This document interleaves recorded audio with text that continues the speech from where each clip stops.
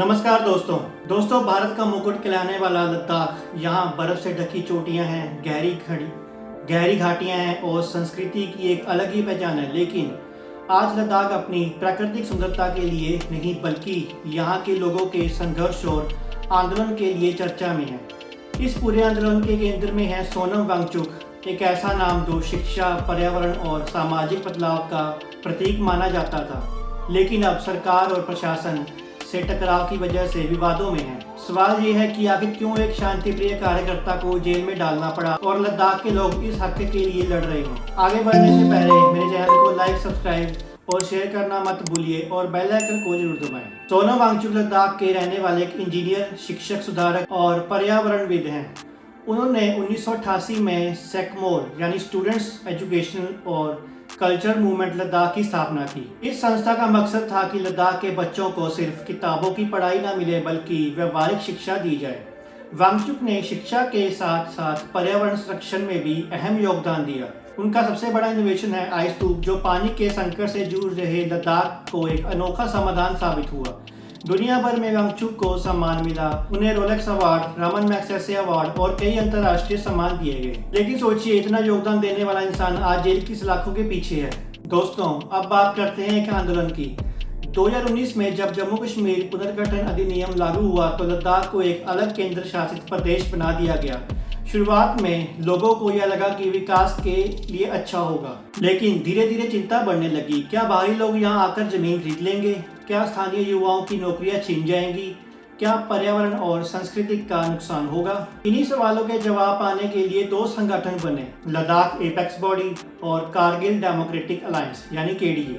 इन संगठनों ने मिलकर आंदोलन छेड़ा और सरकार के सामने 4 बड़ी मांगे रखी। लद्दाख को राज्य का दर्जा दिया जाए, इसे 6ठी अनुसूची यानी 6th शेड्यूल में शामिल किया जाए ताकि आदिवासी समुदायों को संवैधानिक सुरक्षा मिले। स्थानीय युवाओं को नौकरी और शिक्षा में आरक्षण दिया जाए। लद्दाख की जमीन और संस्थानों की रक्षा की जाए। सोनम वांगचुक इस आंदोलन का चेहरा बनकर सामने आए। उन्होंने 15 दिन का अनशन किया, जिसे उन्होंने क्लाइमेट फास्ट नाम दिया। उनका कहना था, लद्दाख सिर्फ एक क्षेत्र नहीं बल्कि एक हिमालय और ग्लेशियर का घर है। अगर इसे बचाया नहीं गया तो पूरा उत्तर भारत जल संकट और पर्यावरण तबाही का सामना करेगा। उनका एक संदेश पूरे देश में गूंजा। सितंबर 2025 में हिंसा और तनाव बढ़ा। आंदोलन अपने चरम सीमा पर पहुंच गया। 24 सितंबर 2025 को लेह में एक विशाल प्रदर्शन हुआ। यह प्रदर्शन अचानक हिंसक हो गया। पुलिस और प्रदर्शनकारियों में झड़प हुई, गोलियां चली और दुखद रूप में 4 लोगों की मौत हो गई। इसके बाद प्रशासन ने कर्फ्यू लगा दिया, इंटरनेट बंद कर दिया और सुरक्षा बलों की तैनाती बढ़ा दी। लद्दाख का माहौल पूरी तरह तनावपूर्ण हो गया। सोनम वांगचुक की गिरफ्तारी हो गई और हिंसा के कुछ दिनों बाद 26 सितंबर 2025 को प्रशासन ने सोनम वांगचुक को गिरफ्तार कर लिया। लेकिन गिरफ्तारी ये सामान्य नहीं थी। उन्हें NSA यानी नेशनल सिक्योरिटी एक्ट के तहत गिरफ्तार किया गया। NSA एक बेहद कठोर कानून है जिसके तहत बिना मुकदमे के भी किसी को लंबे समय तक जेल भेजा जा सकता है। सरकार का आरोप है कि वांगचुक के बयानों ने भीड़ को भड़काया। उनकी संस्था सेकमोल पर विदेशी झंडे के नियम तोड़ने का आरोप है। CBI जांच में यह भी कहा जा रहा है उनके पाकिस्तान से संपर्क की जांच होगी। सोनम वांगचुक को लेह से राजस्थान के जोधपुर सेंट्रल जेल भेजा गया।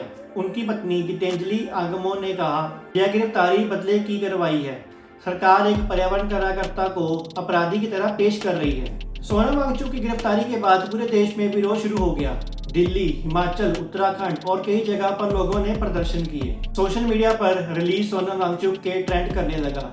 पर्यावरण, छात्रों और सामाजिक कार्यकर्ताओं ने इसे लोकतंत्र पर हमला बताया। विपक्षी पार्टियों ने कहा कि सरकार असहमति की आवाज को कुचलना चाहती है। दोस्तों, सरकार का पक्ष यह है कि पुलिस ने आत्मरक्षा में गोली चलाई थी।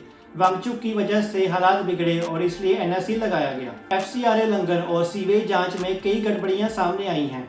सरकार का यह भी तर्क है कि आंदोलन में विदेशी ताकतों का हाथ हो सकता है, जिसकी जांच की जा रही है। तो आगे का रास्ता देखें तो कानूनी लड़ाई में उनकी टीम NSA को अदालत में चुनौती दे रही है। अगर समर्थन और बढ़ा तो यह राष्ट्रीय मुद्दा बन सकता है। विपक्ष, मीडिया और अंतर्राष्ट्रीय समुदाय की निगाहें इस मामले पर हैं। दोस्तों निष्कर्ष की बात करें तो सोनम वांगचुक की गिरफ्तारी सिर्फ एक व्यक्ति की गिरफ्तारी नहीं है, ये लोकतंत्र, असहमति और पर्यावरण की लड़ाई के प्रतीक बन चुकी है। लद्दाख के लोग अपने भविष्य और अपनी पहचान की सुरक्षा के लिए संघर्ष कर रहे हैं, लेकिन सरकार की तरफ से जिस तरह कठोर कार्रवाई की जा रही है उससे सवाल और उठ रहे हैं। क्या पर्यावरण और जन अधिकारियों की आवाज उठाना अब अपराध माना जाएगा? अब देखना है कि आने वाले दिनों में यह संघर्ष किस दिशा में जाता है। क्या सरकार और आंदोलनकारी हम सहमति बना पाएंगे या फिर यह टकराव और गहराता जाएगा? एक बात तय है, लद्दाख की लड़ाई अब सिर्फ लद्दाख तक सीमित नहीं है, बल्कि पूरे देश के लिए एक लोकतंत्र और अधिकारों की परीक्षा बन चुकी है।